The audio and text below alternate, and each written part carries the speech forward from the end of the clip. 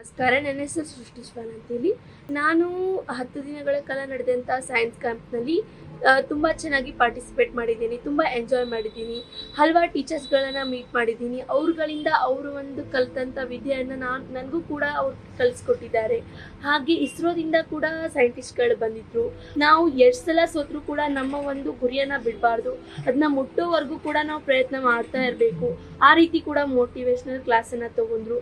ಅಲ್ಲಿ ನಾವು adventure base ಆಗಿರಲಿ, IIT ಧಾರವಾಡ, ಆಮೇಲೆ SDM ಅಲ್ಲಿ ಕಾಲೇಜ್ಗೂ ಕೂಡ ಭೇಟಿ ಕೊಟ್ಟಿದ್ವಿ. ಅಲ್ಲಿ ಎಂಜಾಯ್ಮೆಂಟ್ ಕೂಡ ಅಷ್ಟೇ ಚೆನ್ನಾಗಿತ್ತು.